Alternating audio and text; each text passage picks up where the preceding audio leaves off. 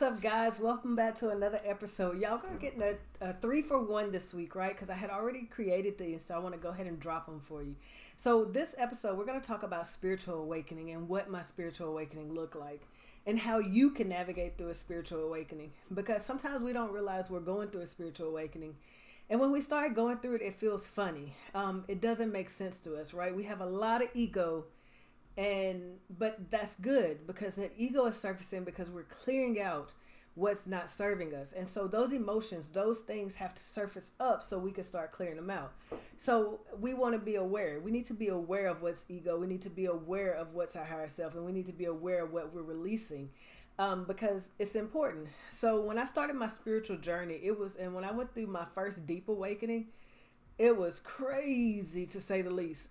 First off, I was questioning everything. And what I mean by I was questioning like source God, I was questioning being one, I was questioning everything. There was not a question in my mind that I did not ask. Some of the questions being, if we're all one, why is it that when one leaves, we're all still here? What's the purpose of us being here? Why do we have to go through this? Why are we taking this journey? Why can't we just come in awake? Why do we have to relive this? Why? I wanted to know. Why are we trained to go to church? Why is this way? So it took me down a deep rabbit hole of like truly learning and experiencing those questions. I realize now those questions were there for me to learn. And I started learning. I spent hours on hours. My journey started first with doing the ancestry DNA. Let me learn my heritage. Let me learn my root. Where did I come from? What is my ethnicity? What is my background? Found out I had like a lot of Nigerian, a lot of like African, Bantu, a lot of the African culture within my DNA. And then I had a lot of like German and Irish in my DNA. And I was like, whoa, this is confused. So I had a little bit of everything, but it made sense the more I studied. I started debunking the Bible. I wanted to understand like, why are we being taught this? Where did this come from? So I started tracing back the Bible. I traced it back to many documents, and you can find that information online. Like you can go to UCLA Library and find the Emerald Tablets and then translate it. You can go to London Library and find the information and translate it. The information was there. Once I started searching and once I started looking, this rabbit hole got deeper. And I realized that everything that was put in front of me was not that it was wrong. It was put there for me to learn. It was put there to teach me. It was put there to help me grow. So as I continued on this learning curve, let's talk about like the Bible and Christianity. It wasn't that like the Bible, the information, the way I see it now is just it's another book. It is another reading tool that I read. So some of the stories in there are true, but you got to understand it was learning what the stories pertain to and what different, where they came from, who created, how they got these stories, why the Bible. So I understood that. I understood the Emerald Tablets, what they meant, how they meant. I understood the Hermetics. A lot of what I seen in the Hermetics, I also seen in the Bible. Something like the Ten Commandments. A lot of the stories that came from the Anunnaki and Egyptians I found in the Bible. So everything started relating and making sense. It all came back to one thing. It's conditioning, right? We're conditioned. We are conditioned to believe these stories because as long as we believe these stories, we don't grow.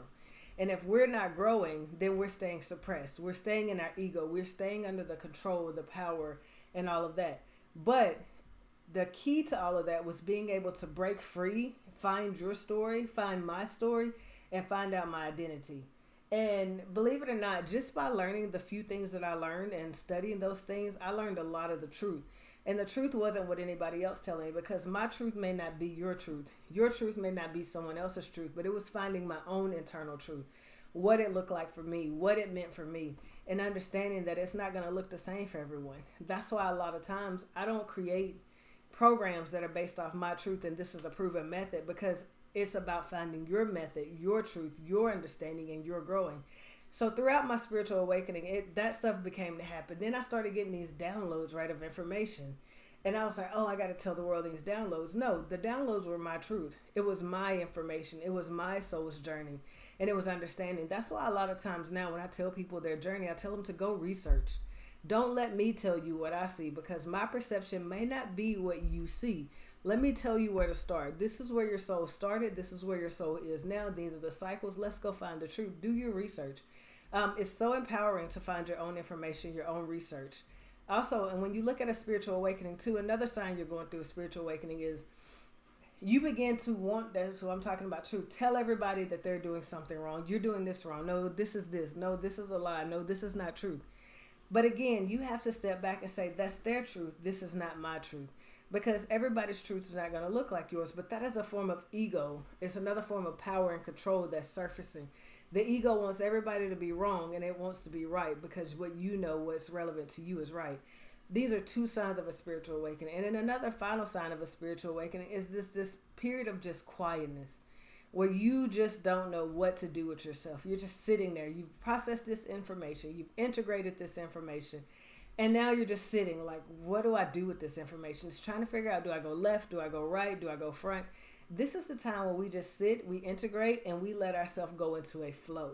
This is when we let our natural energetic signature flow. This is when our energy is surfacing. This is when our webs are being spun and being sent out.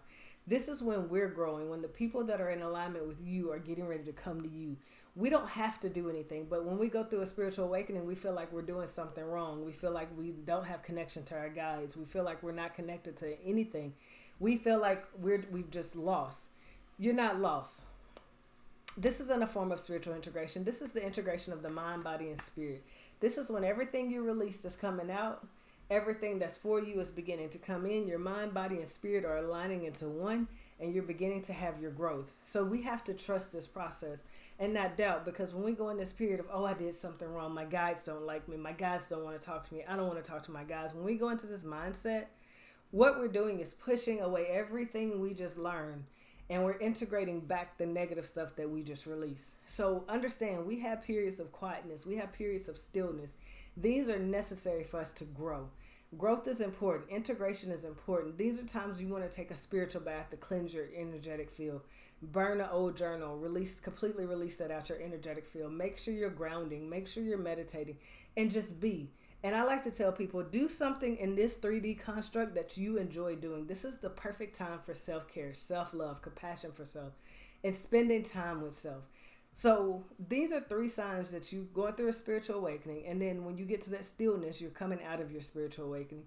And then after that, it's all about flow. Spiritual awakening is not pretty. For me, it wasn't. For you, it might be. But for me, a spiritual awakening was not pretty. Because a lot was released, a lot was integrated, a lot of downloads came through, and it was a lot to process. What I would tell you during this time, if you're going through a spiritual awakening, don't force it, don't rush it. Allow it to organically continue to go. Allow it to continue to push yourself through. Allow what you're releasing to continue to release. Allow what you don't want to have to continue to leave. And allow what's coming to you to come. Just go into your flow. Find your flow state. Find the natural state when you best thrive in, and stay in there. Because when you try to control it, that's ego. That's fear. When you try to change it, that's ego. That's fear. And when you doubt it, that's ego. That's fear. And the ego will try to hold on. Why does the ego try to hold on? Because for how many ever years of your life, you've been led by ego. So it's unfamiliar to come out of ego and go into higher self, which is a state of natural flow, because the ego is so used to controlling you. But we look at ego as a negative way, but it's not, by the way. Our ego shows us everything that we are afraid of, and it shows us everything that we need to release. So if you look at ego from that standpoint, when you feel an emotion, anxiety, stress, depression, when you see that, you feel those emotions, that's your ego. That's your alarm system for your body saying, hey, ding, ding, ding, ding, ding, ding, ding, ding, ding. I need to work on something. I need to release something. There's something in me that it needs to let go of. What is it? And for me, it's, again, like the first video, there's several ways to work through this. You can do journaling and burn it by fire. You can do the water method. You can go in nature, talk to the trees. Whatever that looks like, processing those emotions is going to be important. And this is all part of a spiritual awakening. Because emotions equal shadow work for the most part. When they're negative emotions, that's your ego, that's shadow work, and that's telling you that it's time for you to let go of something. So, this is what's worked for me. But I would challenge you to figure out what works for you. What is the best way you can do something to start releasing things from your energetic field? So you can start releasing things that don't align with you, right? There's so much to this, and there's so many ways to go. But I hope this is helpful for you understanding what spiritual awakening looks like, and let you know that it's okay. Remember, your feelings are valid. Your emotions are valid. And it's okay to have these emotions. Don't feel like you can't have emotions. Emotions are a form of release. Crying, anger, mad. That means these emotions are processing through your body, and now you just have to release it. That's why sometimes when we're upset and we go talk to somebody about it and we're like, blah, blah, blah, blah, blah, we feel better afterwards because we've released those emotions. We honored those emotions. So remember, emotion, ego is kind of like a bad gnat. If you try to swat it away, it just keeps coming back and back and back. But when you work through it and you process it, then you begin to feel the growth. And then you start seeing growth. And then you're releasing it out your energetic field. I hope this was helpful. If this was helpful for you guys, and if you got information out of this, make sure you subscribe and like on this podcast. Also, if you have any questions, drop your questions below. I would love to answer questions for you. All right? See you guys. Oh, and I do keep these podcasts short because I know how I am with podcasts. After about 20 minutes, I'm like, So for me, I want to keep it short, to the point, and sweet, and put out helpful information. So I hope this is helpful for you. All right, guys. Again, if you got something out this podcast, make sure you hit that like, subscribe button, share the podcast. And if you got questions, drop your questions below and I'll answer them for you.